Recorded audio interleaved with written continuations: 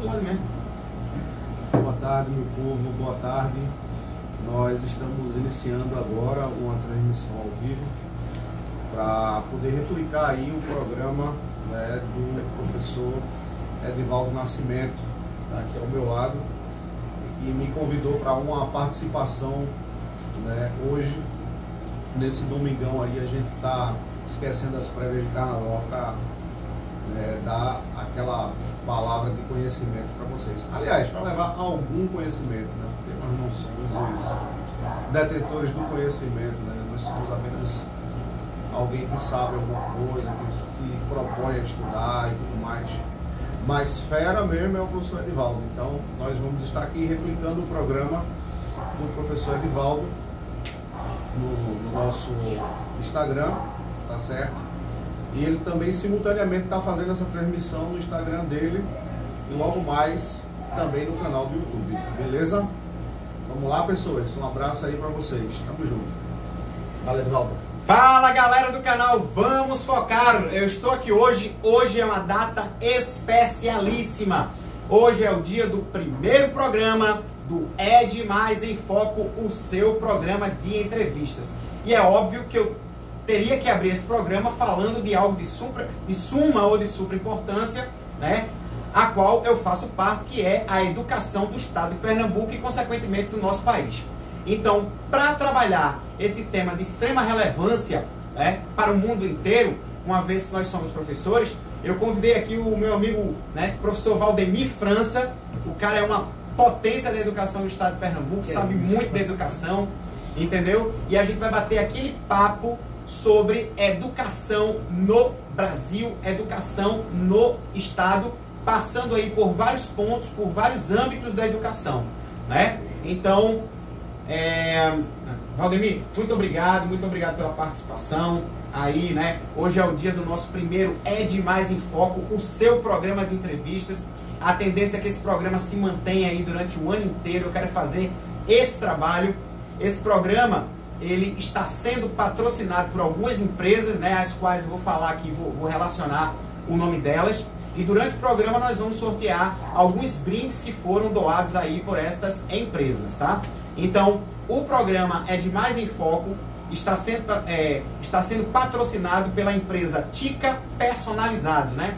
É a empresa que produz artes aí para festas.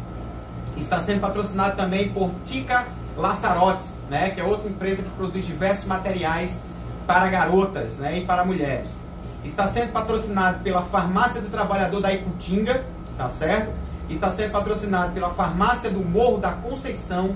Está sendo patrocinado por uma loja de roupa chamada Lord Prime, uma loja de roupa masculina que funciona na Madalena. Está sendo patrocinado por uma loja de roupa feminina chamada Dona Bia, tá? Essas duas lojas são duas lojas muito legais, tá certo? Você procurar lá essas duas lojas e dizer que é um seguidor do canal Vamos Focar, com certeza você terá aí descontos especiais. E está sendo patrocinado também por Três Marias Doçuras, que é uma empresa de produção de festas infantis, né? Produzindo aí diversos tipos de alimentos gourmets, como pipoca, né, como pirulito, algodão doce e muitos outros alimentos gourmets, tá? Três Marias Doçura. Todas essas empresas que eu falei para você, elas estão presentes no Instagram e você pode segui-las e pode conversar pelo direct e dizer que segue o canal Vamos Focar, que você vai querer, né, e que você quer o seu brinde, você vai querer o seu brinde, no caso, se você for sorteado, e que você quer desconto, caso você queira aproveitar para comprar aí nessas empresas, certo? Mas vamos começar aí o nosso bate-papo com o professor Valdemir França. E o tema de hoje é o cenário da educação no estado de Pernambuco. E aí eu vou fazer a primeira pergunta aí para o meu amigo Valdemir França. Vamos lá. Então, Valdemir, meu amigo, quais são as suas considerações sobre a educação no Brasil? Beleza. Bom, antes de qualquer coisa eu queria agradecer ao professor Edivaldo pelo convite. Mais uma parceria que a gente fecha, né? O programa Ed Mais em Foco, né, vai ser com certeza um grande sucesso. E a gente aproveita então para dizer para todo mundo que estamos felizes de estar aqui de novo, trabalhando com o professor Edivaldo. já que a gente já fez outras parcerias, né, para falar de educação, para falar de vestibular, para falar de Enem. Enfim, é um cara que vive pela educação, certo? E a gente precisa valorizar isso. Pois bem, antes de falar da educação no estado de Pernambuco, é preciso, antes de mais nada, considerar o fato de que a educação ela é um direito fundamental que está assegurado na Constituição de 1988, né, a chamada Constituição Cidadã. Então, no dia 5 de outubro de 1988, o presidente da Assembleia Constituinte, Ulisses Guimarães, promulgou a Constituição Cidadã. E ela traz, em seu texto, no artigo 205, né, ela traz o direito à educação para todo cidadão brasileiro. Dentro dessa perspectiva, a educação ela não pode ser vista como uma concessão, ela não pode ser vista como um produto ou como um serviço específico de algum governante. A educação é um direito e, como direito, ela precisa ser respeitada, né? A gente tem grandes investimentos na educação no Brasil, entretanto, esses investimentos não são aproveitados de forma satisfatória, e isso é, de fato, um descumprimento do artigo 205 da Constituição, que assegura o direito a todo cidadão brasileiro de ter, pelo menos ali, a educação básica. É importante, antes de qualquer coisa, deixar claro, né, para todo mundo que está assistindo, que a educação não se trata de favor, não se trata de algo que é uma concessão. A educação é Constituição, e não dá o direito, não assegurar o direito à Constituição, a educação é então uma violação da Constituição Federal. E aí, na realidade, quando a gente fala, né, da questão da educação no Brasil, né, é interessante que a gente vem justamente com essa questão da distribuição das responsabilidades, né, a partir do momento que a gente faz uma análise de cima para baixo, né? Então, levando em consideração as suas colocações, né, sobre né, o fator direito à educação, né, então, por que a educação precisa ser uma política de Estado e não exclusivamente de governo? Certo. A política de Estado, ela é permanente. Ela não vai sofrer variações de governo para governo. Por exemplo, nós temos prefeito, esse prefeito ganha as eleições, ele manda pintar toda a cidade com as cores do seu partido. O que isso quer dizer? Isso quer dizer que ele não está exercendo uma política de Estado, está exercendo uma política de gestão. E isso é extremamente ruim, porque muitas vezes na educação você está fazendo algo muito bom e aí ocorre uma transição e aquele novo governo, aquela nova gestão vai parar aquele programa que está dando certo, aquela experiência exitosa, e vai então fazer o quê? Começar do zero. E aí, a educação não se faz do dia para a noite. A educação se faz de médio a longo prazo. E dentro dessa perspectiva, se você para algo que está dando certo para começar do zero, simplesmente porque não foi feito por você, então você está prejudicando o bom andamento da educação no Estado, na Prefeitura, no país, de um modo geral. Então é preciso a gente pensar nisso. Vou dar um exemplo aqui, já para entrar um pouquinho na área de Edivaldo, de algo que eu andei pesquisando e funciona muito bem no Brasil, que é o que? É uma política de transplante. Por que os transplantes, as pesquisas, a fila, enfim, para esperar um órgão e tudo mais, por que isso funciona? A demanda é muito grande e existe uma demora, fato, mas por que funciona a logística, o planejamento dos transplantes? Por que a gente consegue fazer transplante com alguma complexidade aqui no país? Porque essa política se transforma uma política de Estado, independente do presidente, independente do governador, independente do prefeito. Isso funciona. E assim tem que ser com a educação. Por quê? Porque se você muda a educação, muda o parâmetro da educação, muda a forma de avaliar muda a distribuição de verba, muda gestor, muda tudo, aí você começa do zero. Então, é preciso criar um mecanismo e que esteja garantida a continuidade das boas ações na educação, independente de governo. É importante a gente pensar nisso, porque não se trata de algo que vai ser resolvido do dia para a noite. Uma gestão de 4 anos não vai resolver os problemas da educação de anos atrás. Então é preciso ter uma continuidade. E aí, consultando alguns especialistas na área, a gente chega à conclusão de que só uma política de educação exitosa de pelo menos 30 anos vai conseguir resolver boa parte dos problemas do Brasil. Quais problemas?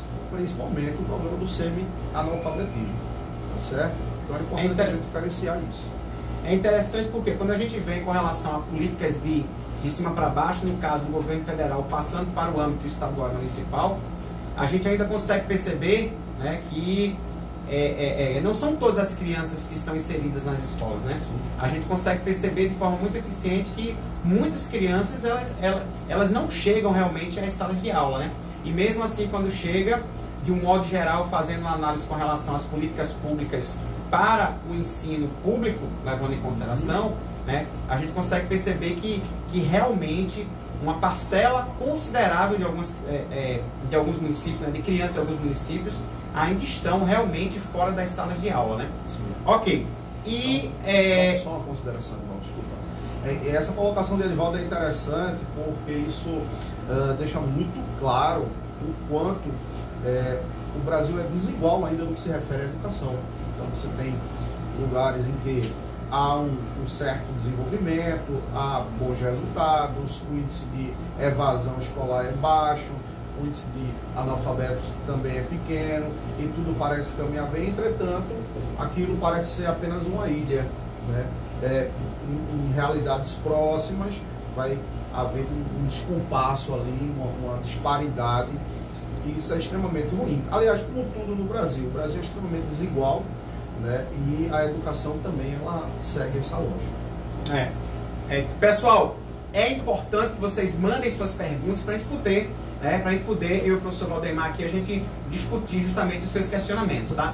Até porque a distribuição dos brindes oferecidos aí pelas empresas patrocinadoras, né, elas irão depender dos questionamentos de vocês, tá? E depois a gente vai indicar as pessoas que irão entrar em contato pelo direct de cada empresa para poder fazer a solicitação do seu brinde. Mas a priori, o fato de você receber o brinde ou não está diretamente relacionado aos questionamentos que vocês irão fazer aqui. E é muito importante que vocês sigam cada empresa que patrocina aí o programa É Demais em Foco, o seu programa de entrevistas, certo?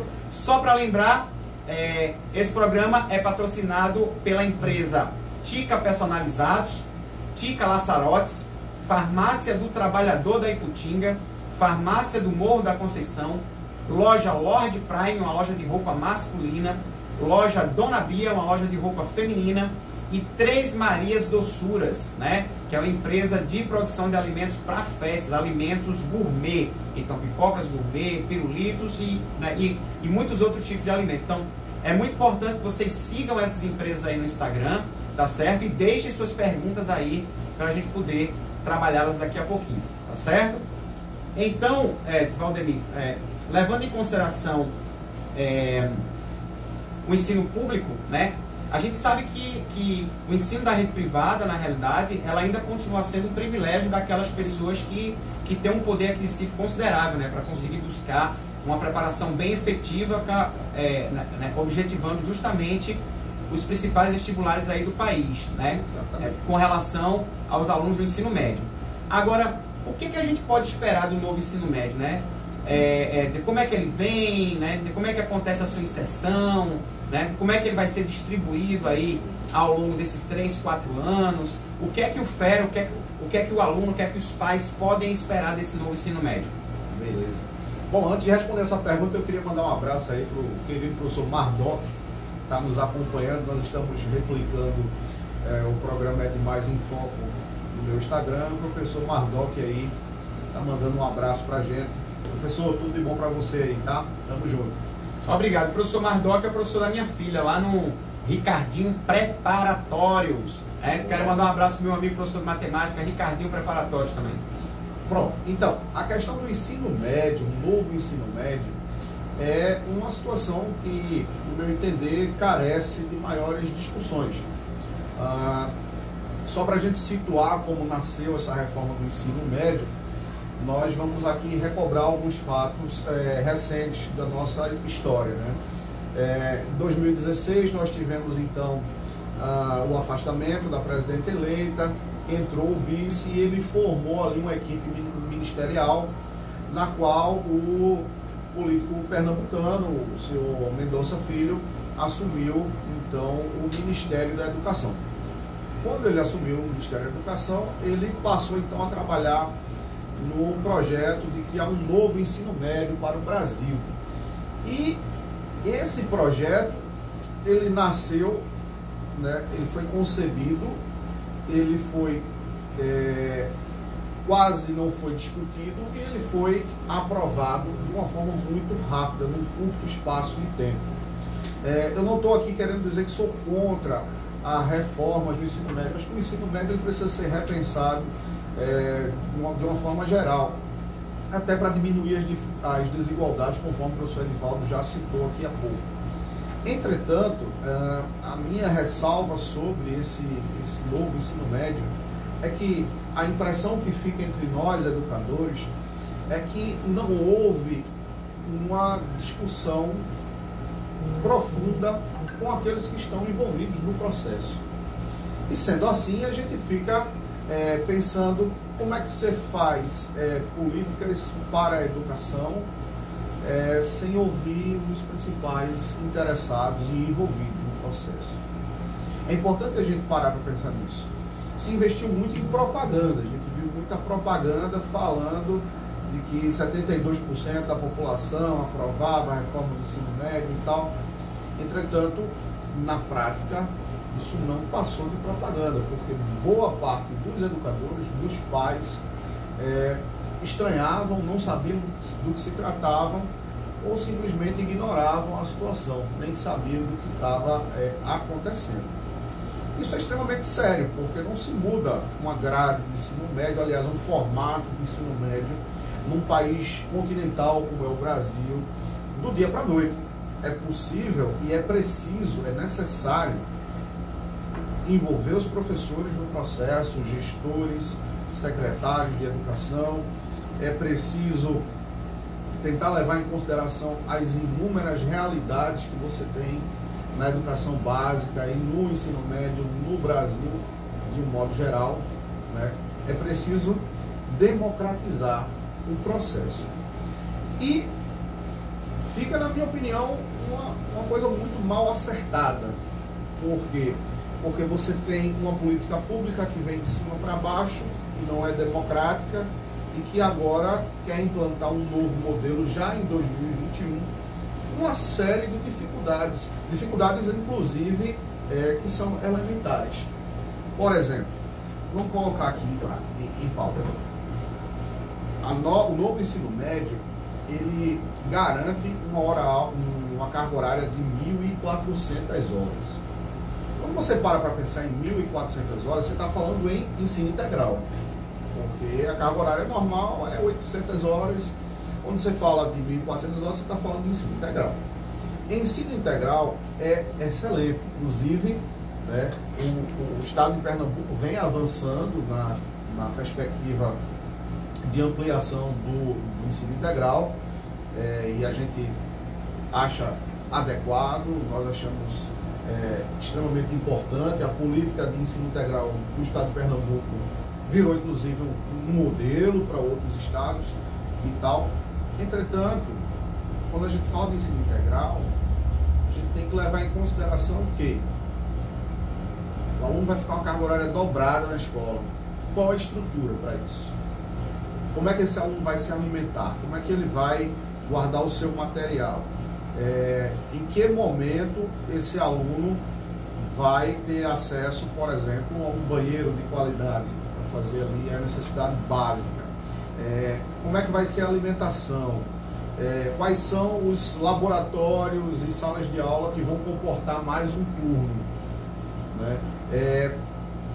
Quantos professores nós vamos precisar contratar? E até agora a gente não vê nem sinal de concurso público. Pelo contrário, a gente vê aí um cenário de esvaziamento dos concursos públicos. Então, a pergunta é, como isso vai ser implantado em 2021, se até agora o que existe é apenas a lei? E isso é apenas uma dificuldade. Quando você olha para as escolas particulares, você vê que a escola particular tem mais condição de fazer isso. Entretanto, isso também demanda em um aumento de mensalidade, porque vai aumentar o custo com energia, com água, vai aumentar o custo com melhoria nas instalações, contratação do pessoal. E aí, eventualmente, a tendência é que, se isso de fato ocorra, a mensalidade ela vai ficar mais cara. Isso vai também demandar um esvaziamento de alunos que não vão poder pagar mais a escola particular para as escolas públicas. E aí aumenta ainda mais o problema das escolas públicas. Percebam, a gente está falando apenas de carga horária. Quando a gente entra, por exemplo, no outro ponto, que é grade curricular, aí a gente vai, de fato, perceber que há uma tentativa de implantar no Brasil o ensino tecnicista, bem nos modelos de Getúlio Vargas, que achava que a educação era feita apenas para formar trabalhadores, operários e não seres pensantes. Por quê? Porque no momento em que você dá a possibilidade de flexibilizar o currículo e permitir que o aluno escolha aquilo que é mais conveniente para si, algumas disciplinas que priorizam a reflexão, que priorizam o desenvolvimento do senso crítico, que priorizam ali a cidadania, a condição do cidadão, né, inserido ali num contexto, essas disciplinas ficam extremamente prejudicadas. Eu, por exemplo, que sou professor de ciências humanas, já sinto um certo preconceito para com essas disciplinas. Então imagina se você tem um aluno de 15, 16 anos e ele quer ser engenheiro. Aonde é que esse rapaz ele vai querer, por exemplo, saber os conceitos básicos de sociologia, de filosofia, ou ele vai querer aprender o mínimo de história? Ele vai focar exatamente na sua área de conhecimento. Entretanto, a escola ela serve para formar cidadão e não formar operário. É preciso a gente pensar nisso, né? Um outro ponto aqui que eu queria colocar também é o sistema de créditos. O sistema de créditos pressupõe, então, que o aluno tem uma carga horária a cumprir e, cumprindo essa carga horária, ele conclui o ensino médio. Então, vamos supor, por exemplo, que um aluno ali ele queira dobrar a sua carga horária para poder cumprir aquele sistema de créditos e terminar o ensino médio mais cedo. Será mesmo que, do ponto de vista cognitivo, isso é válido? A escola teria cumprido o seu papel, né, de desenvolver a cognição do aluno nesse cenário de correr para cumprir os créditos? Então são questões que são muito complexas e que precisam ser pensadas de fato, e não simplesmente impostas, né? E o outro ponto é o tempo, de fato, né? A medida provisória que implementou a mudança do ensino médio, ela já impõe a validade dessa mudança para 2021, e até agora a gente já está no mês de fevereiro de 2020 e até agora nós não observamos nada, mas nada mesmo, no que se refere à implantação de fato, né, de uma transição para esse novo modelo. E aí, sem contar que de lá para cá mudou o governo, mudou o ministro da Educação, né, mudou de novo o ministro da Educação, né, já se fala em uma nova mudança do Ministério da Educação, e aí as pessoas começam então a tratar a educação de uma forma irresponsável, né? Desculpa se eu me alonguei demais, mas é porque o tema é muito provocante. Mas o tema é muito bom. Galera, não esqueçam de mandar as perguntas, tá? Mandem as perguntas aí, tá certo? Pra gente trabalhando aqui a resolução, tá? Outro ponto, o nosso tema hoje, o tema do primeiro É de Mais em Foco, tá? Do primeiro programa é o cenário da educação no estado de Pernambuco. É óbvio que para a gente falar de educação no estado de Pernambuco, a gente precisa fazer primeiro uma análise nacional, né? E depois descer para as características gerais do estado de Pernambuco, não somente no âmbito, né, da rede pública, mas evidentemente também com relação ao âmbito da rede privada, né? Que queira ou não queira, acarreta, né, favorece um privilégio muito maior para aquelas pessoas que têm, né, um poder aquisitivo mais eficiente com relação à escolha, né, de onde irá estudar, se é na rede pública ou se vai ser realmente na rede privada, né? E essa questão do ensino médio, quando o professor Valdemir fala da questão do tempo, realmente, né? Então, o tempo realmente foi muito curto para que tanto a rede privada, mas também a rede pública começasse a se ajustar de acordo com as novas regras do novo ensino médio, né? E o que a gente percebe é que, né, na realidade, poucas escolas, tanto da rede privada como também escolas municipais, escolas, principalmente as escolas estaduais que trabalham com o ensino médio, evidentemente, elas, na realidade, não houve a inserção do ensino médio. Então, se você for buscar mesmo, poucas escolas da rede estadual, né, iniciaram o ano 2020 trabalhando com o novo ensino médio, justamente devido a essa, né, estrutura de inserção, que não é nada simples para o que nós tínhamos no passado, né? Então vamos lá. Mais uma perguntinha aqui para o professor Valdemir. Qual é o panorama do Estado na educação, tá? Qual é o panorama da educação, tá, no Estado de Pernambuco? Perfeito, Hélio. Nosso panorama da educação, ele é interessante de ser analisado, porque quando a gente falou lá no começo de política de Estado e política de governo, Pernambuco salta aos olhos nesse aspecto, no que se refere a avanços ainda insatisfatórios, mas que são avanços que vêm ocorrendo na educação do Estado. Por exemplo, nós temos hoje 45 escolas técnicas estaduais, é um número significativo. Qual é a vantagem disso? Que você qualifica o jovem para ingressar no mercado de trabalho. Qual é a desvantagem disso? Qual é o problema disso, melhor dizendo? O problema disso é que essas escolas estão muito concentradas na região metropolitana do Recife. Aliás, há uma grande concentração de escolas e em outras realidades a gente tem até uma dificuldade em conseguir vaga, né? É importante a gente pensar que a escola, ela precisa acompanhar a densidade demográfica e não simplesmente ser colocadas em corredores estratégicos que facilitam o fluxo de pessoas.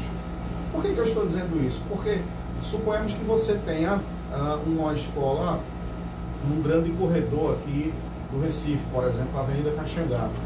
Aquela escola ali, ela vai ter a responsabilidade de atender a demanda local e, é claro, por estar num corredor estratégico, ela vai então atender alunos de outras comunidades.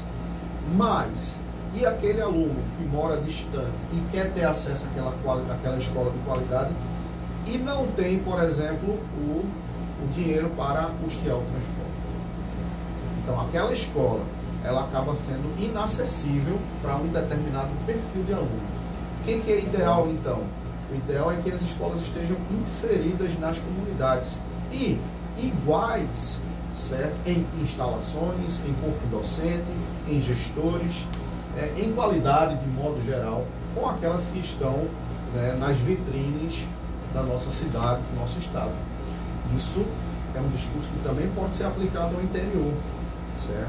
O discurso também ser aplicado ao interior, porque você tem escolas que, apesar de serem escolas de referência, elas simplesmente trocaram de nome, tiveram ampliação de carga horária, mas melhorias efetivas não aconteceram. Preciso pensar nisso com calma também. Entretanto, o nosso IDEB avançou, né, o Índice de Desenvolvimento da Educação Básica de Pernambuco avançou, está acima da média, está ali pontuando entre um dos maiores e tal, e isso é extremamente positivo, sobretudo para quem é professor de escola pública. A política de valorização também das boas iniciativas, né? Eu soube, tem o prêmio IDEB todo ano, que vai lá e premia os professores, os gestores, que de fato conseguem fazer a diferença nas suas escolas. Isso é extremamente positivo. Mas por outro lado você tem problemas que são muito antigos e que a gente torce para que sejam resolvidos, como por exemplo o déficit de professores, né? Há um quantitativo absurdo, né? Eu não tenho um número exato agora, mas há um quantitativo absurdo de professores trabalhando com contratos precários. O que significa isso? Contratos de trabalho temporários, que são renovados ou não, né, por uma conveniência de gestão, e esse contrato de trabalho temporário, ele não dá nenhuma estabilidade ao professor. E aí nós temos professores com mestrado, com doutorado, professores que foram aprovados em concursos públicos e não foram chamados e estão trabalhando com contratos precários. E aí, de fato, isso precisa ser encarado, esse problema precisa ser encarado como algo urgente. Não dá, por exemplo, para você permitir que o professor ele fique 8 anos com um contrato temporário. A legislação permite isso? Permite, mas o contrato temporário ele serve para preencher vagas ociosas e emergenciais. Isso não quer dizer que ele vai ser regra, ele vai ser a exceção. E nós temos aí um quantitativo muito grande de professores trabalhando com contrato temporário. E isso também abre um precedente para uma outra questão, que é o grande aparelhamento dos funcionários contratados para angariar votos e tudo mais. Então é preciso ter muito cuidado com essa questão. Bom, nós temos um IDEB significativo, nós temos aí a valorização das boas ideias, que é o prêmio IDEB e tal. Nós temos o crescimento de escolas de referência, escolas técnicas estaduais e tudo bem. Quando nós olhamos para os municípios, aí que a situação fica extremamente complicada. Por quê? Porque os municípios eles dispõem de menos recursos do que o Estado. E aí você tem carência de vaga, você tem, por exemplo, um problema que é do Brasil todo, que é a questão das creches, né? Então muitas mulheres não conseguem vaga dos seus filhos, para os seus filhos em creches municipais, e em função disso não conseguem trabalhar, então isso acaba tendo um prejuízo da ordem econômica também. Os municípios muitas vezes desviam os recursos da educação, então você tem repasses do governo federal que são significativos, mas quando você olha o panorama não é condizente com aquele repasse que é recebido. Então você tem aí problemas graves, problemas de gestão que precisam ser encarados com seriedade. Eu volto a tocar no ponto da educação como política de Estado e não como política de governo. Pois é, e se a gente for levar em consideração, a gente fez uma análise com relação à estrutura educacional da rede pública, estadual, municipal e até mesmo nacional, levando em consideração as escolas federais também existentes. Isso. Mas aí a gente precisa saber, é muito importante discutir a questão da inserção desse novo ensino médio, né, nas escolas privadas, né? Sim. E aí, o que acontece, Valdemir? Como é que as escolas privadas estão se organizando com relação a essa estruturação desse novo ensino médio, né? Pelo que eu percebi, né, até porque eu estou sempre questionando, sempre estudando, sempre pesquisando, poucas escolas privadas realmente iniciaram essa questão do novo ensino médio, né? Enquanto que a própria rede estadual, muitas escolas não conseguiram, né, iniciar esse novo ensino médio que esse ano 2020, né? E aí eu já aproveito também, né, para inserir o seguinte questionamento: como é que as escolas da rede privada, né, estão se ajustando com relação a esse novo ensino médio, né? E como é que ficará a questão de um vestibular importantíssimo para o estado de Pernambuco, que é justamente o sistema seriado de avaliação, né? Então, eu quero, o meu questionamento é justamente como é que duas situações irão interagir, né? O novo ensino médio com relação à rede privada e o sistema seriado de avaliação, que é um tipo de vestibular característico aqui do nosso estado, mas que é visto com muita importância aí pelos nossos jovens, né? Isso. O nosso vestibular seriado, ele tem uma importância até regional, né? É muito comum a gente observar alunos de estados vizinhos vindo a Pernambuco para fazer a prova do SSA, tá? É importante lembrar disso, porque nós temos, né, a Universidade de Pernambuco, que é uma universidade de excelência e ela não aderiu 100% ao modelo Enem e conserva o seu sistema seriado de avaliação. O que isso quer dizer na prática? Que os alunos fazem um vestibular no primeiro ano do ensino médio, um vestibular no segundo ano do ensino médio e um vestibular no terceiro ano do ensino médio, para poder, então, construir um coeficiente de ingresso na universidade. Essa proposta é extremamente interessante, certo? Extremamente interessante e é muito difundida aqui no estado de Pernambuco. Quando você olha para as escolas particulares e vê essa reforma do ensino médio que está prestes a ser implantada, ou pelo menos a entrar em vigor, você tem a impressão de que eles estão esperando o que vai acontecer, esperando o prazo se esgotar para pedir uma ampliação de prazo, ou então eles estão esperando as escolas públicas adotarem, para depois então adotarem também, porque existe aquela ideia de que, poxa, se as escolas públicas não adotaram, por que nós privados vamos adotar também? Então, eu vejo uma situação de espera, vamos esperar para ver o que acontece. Não consigo ver, né, nos espaços onde eu transito, uma preocupação com isso. Não consigo ver.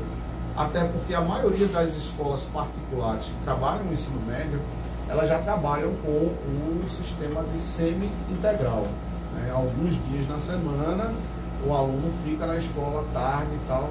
Entretanto, elas não dispõem de estrutura para uma grade curricular flexível, não dispõe, por exemplo, de salas para você criar turmas com uma grade específica e também não dispõe ali de pessoal para isso.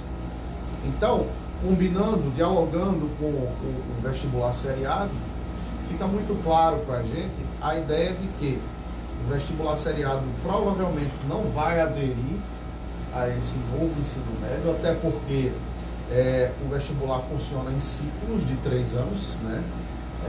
Triênio e tal, e não há, pelo menos até onde eu sei, um movimento de adequação ao seriado, né, e nas escolas particulares a essa nova proposta. O que eu consigo ver claramente é, de fato, uma perspectiva de permanecer como está, até porque o ano que vem a gente ainda não tem, para o ano que vem a gente não tem ainda nenhuma definição. Nós não sabemos nem se o ministro da Educação ele vai continuar no cargo nos próximos meses.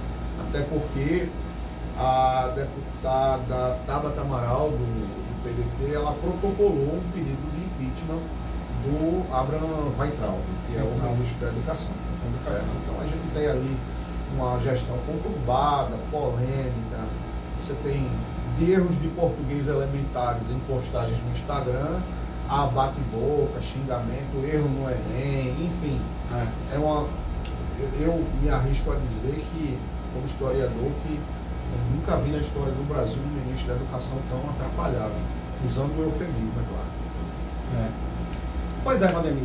Quero agradecer aqui a sua presença, né? Esse bate-papo foi bem bacana, eu gostei bastante. Foi um bate-papo, né? Nós discutimos sobre o cenário da educação no estado de Pernambuco, falamos sobre a educação no nosso país, evidenciamos algumas políticas públicas, falamos sobre a rede privada no estado de Pernambuco, né? Falamos sobre o sistema seriado de avaliação, também comentamos sobre a inserção do novo ensino médio, não somente na rede pública, mas também na rede privada, né?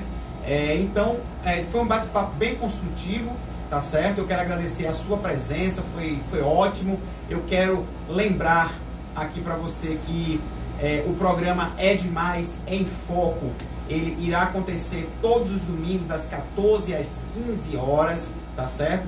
É um programa onde eu, juntamente com os entrevistados, com os colaboradores, nós vamos discutir diversos temas no decorrer do ano. Estamos com a pauta bem organizada. O próximo domingo nós teremos novamente o programa, o mesmo horário, às 14 horas, com um tema bem legal. E os temas sempre serão colocados no dia do programa. Então, todos os domingos você saberá justamente o tema que iremos discutir e o profissional, a personalidade que estará comigo aqui ao meu lado, batendo aquele papo espetacular, tá? Eu vou só relembrar aqui as empresas que estão patrocinando esse programa. O programa É Demais em Foco, o seu programa de entrevistas, tá? Então, esse programa é patrocinado por Ticas Personalizados, tá certo?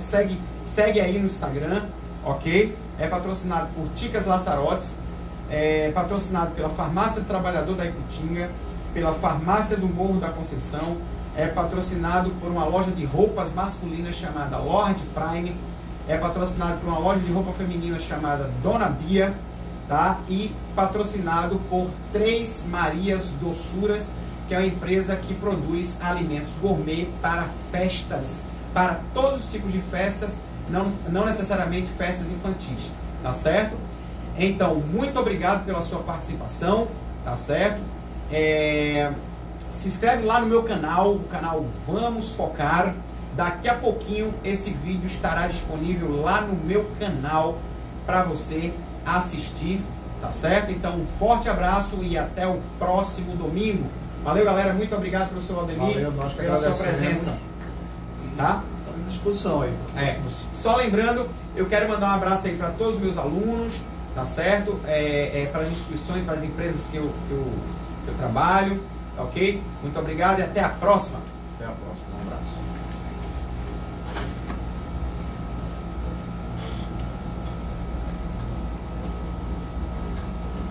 Encerrou?